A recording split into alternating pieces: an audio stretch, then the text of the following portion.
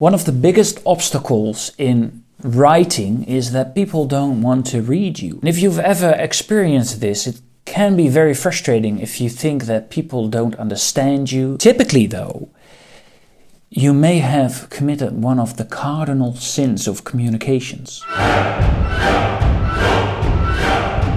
And whenever I do this, deep down inside I can always tell that I have sinned against the Lord of lies.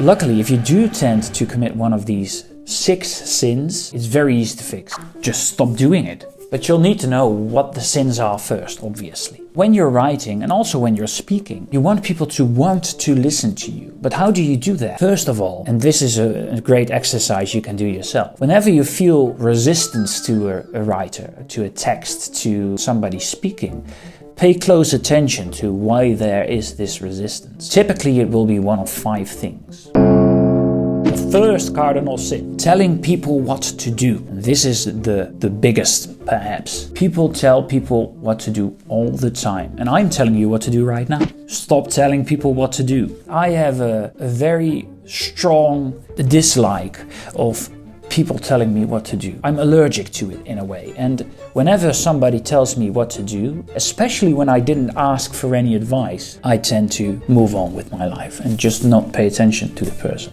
I write informational articles on the web, and it's very easy to misjudge the situation. So when people come to the website for information, you might think they want advice. How do you prevent this? Whenever you feel like saying something along the lines of, you should do this, or try this, or you should do that, simply rephrase it. Here are your options. The way I see it, you could do X, Y, and Z. These are the things to consider in my mind. And also these little disclaimers like I think, or for me, or this works for me, is a very good way of giving people an out.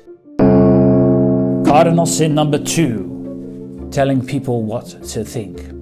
So a lot of writers do this offhand while they're not even noticing themselves. And what people tend to do is, what I see a lot on the internet is, when you're giving information, they put in their personal, a little judgment, a little judgy sentence in there. So let's say we're giving some information about shoes, and we're saying, this model shoe wears like this, that, or the other. And then it's very easy to say, which is bad, which is good, which we want. So people tend to slip in their opinion on things while they're just giving information.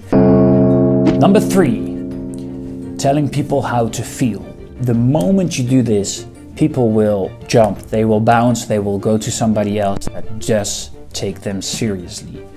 We are not dealing with children. And telling people what to do, feel, and think, in other words, judging them, doing one of these 3 things is a way of patronizing them. And we do not want to patronize our readers. 4. Mind reading, or making assumptions about the reader. It's hard to get it out of your system. It's hard to let go of that habit. The way I did it, I tried to think with everything I say, do I actually know this to be the case? Can I actually know this? More often than not, you say things that I cannot really know. And it works wonders when you leave those out. Number 5, and I already preluded this a bit, let's say, it's underestimating what your reader knows or comprehends. More often than not, people know a lot more than I think. Another thing to think of is that people can Google themselves as well. And what I do when I don't understand something, when I don't know a word, I just quickly Google it. And I think many people do this. So it's a bit of an insult when writers in particular, give too many examples, go on about the point too long, so we should move on.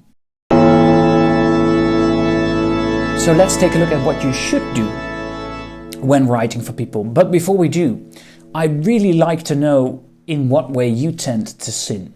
Leave your confessions in the comments below. And like this video if this info helps you at all.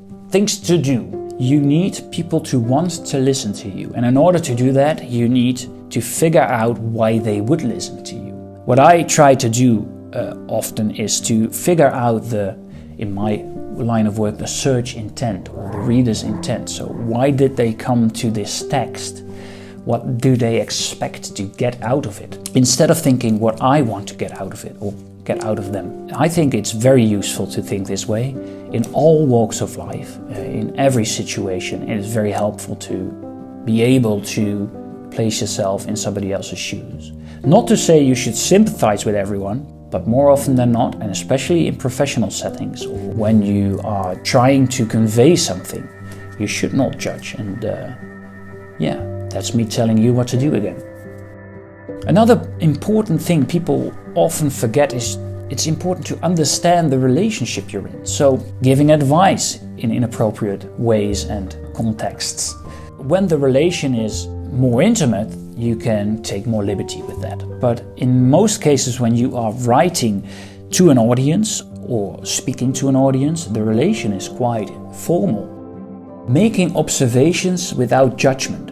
And this is a very valuable skill to have, and people will want to listen to you if you are able to do this. Pointing things out without saying what you think about them. Oh, there's a bakery. That smells nice. Oh, nope, shouldn't do that. What a nice rug.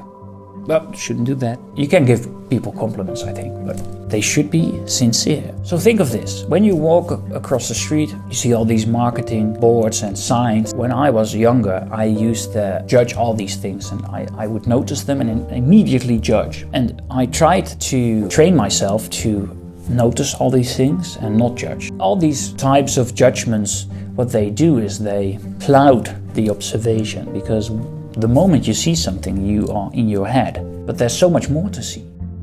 The next one is to write well.